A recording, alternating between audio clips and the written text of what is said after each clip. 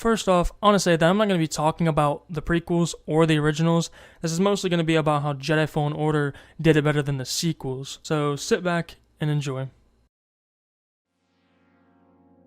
At the start of the game, I thought Cal was just going to be your stereotypical Anakin, Luke, and Rey. You know, with some shitty upbringing, then finds their place in the galaxy, goes through some Jedi training, but no. Cal grew up with Jedi training already before the Purge, and flees to Bracca, a trash planet with decommissioned ships and weapons. Cal makes a living there by being a scrapper and trying to stay low and hide from the Empire. You see, Cal is one of my favorite characters in anything Star Wars, and it's just even better that it's in a game, making it way more interactive and entertaining. Not that we need that though, cause they just really picked a great cast for this game. None of the acting gets corny or seems out of place. Hey, and you know what? I'm not complaining if they reuse Cameron Monaghan for Cal again in a future movie or show. Now, back to my point. Cal has to be one of the most relatable characters I have seen in Star Wars ever. Have you been left behind and forgotten by the ones you love? Then come to find out you have the power to save the galaxy. No? Don't relate? Okay, have you ever let down the people around you and failed so tremendously that your whole life gets flipped upside down? Have you ever tried to do the right thing but then ultimately failed, and after all that loss, did you keep fighting and make the ones you love proud?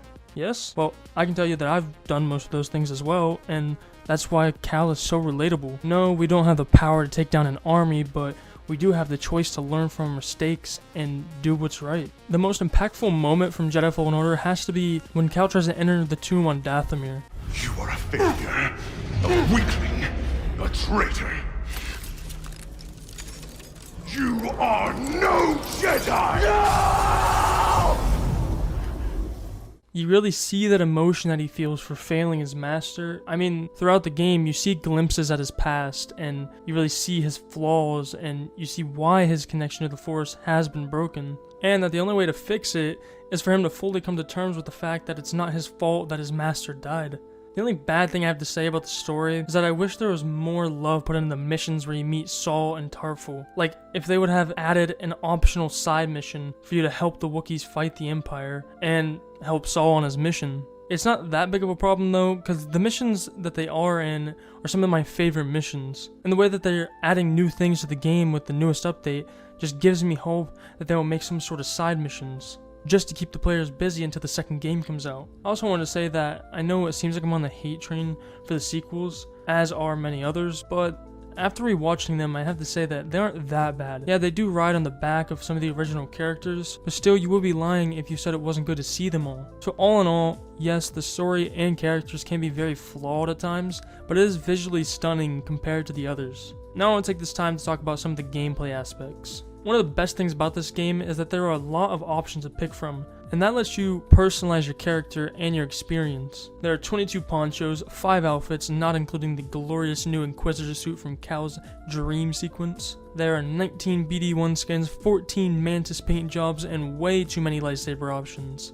And all those different cosmetics and options really help the replayability. And they just recently added the new Journey Plus feature where you can replay the game with all of your cosmetics. That's also where you get the Inquisitor suit and the red lightsaber as well. I really like how relaxing and simple they made the looting system, with an exception of a few that are really hard to find. Running around looting lets you just experience this beautiful world they have built.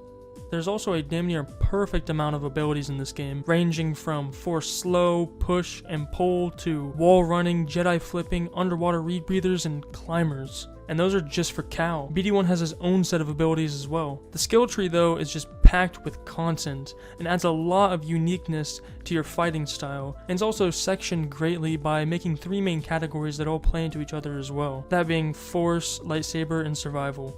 The fighting isn't perfect, but still impactful, and at the same time simple enough for the average player.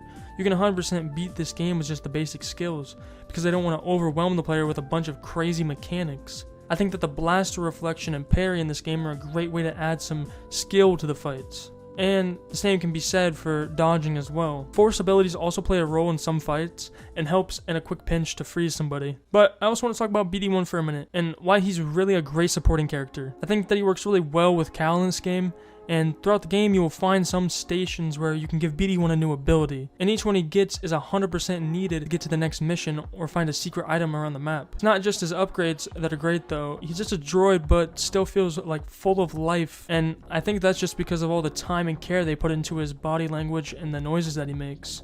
Now, I'm going to talk about the only little negatives that I can find about this game, and that's because there aren't really many, but still, some of the mini-bosses are harder to fight than the 9th and 2nd sisters. I feel as if throwing 100 stormtroopers at me would be harder than fighting the 2nd and 9th sister at the same time. Maybe I'm just bad though, but like I said, it's not a big deal at all, and I feel the only way to fix it is to get rid of some of the patterns in the bosses and leave them in the smaller enemies. This game is big and lets you run around 4 different planets, but some of them feel way more polished than the others. That being said, it's not bad enough to the point where it draws you away from the story. It's really just a small detail that you notice when looking for bugs or map glitches. The last thing I have to complain about is the Jedi flip, but really just the fact that you have to wait till you're about halfway through the story to get it. Listen, I know Cal's connection in the Force was broken, but how does that make him forget how to do a simple front flip? Take it from me, I still know how to front flip after almost 8 years, and I never forgot. But like I said about all of these, they aren't big deals at all, and more just like something I wanted to get off my chest. But thanks for watching. If you guys did enjoy this video, you can hit the like button and subscribe, would be much appreciated. I have made a good amount of videos just like this one, and I have way more to come. Also, comment something that you would like to see in the second game, or something that you wish was in the first.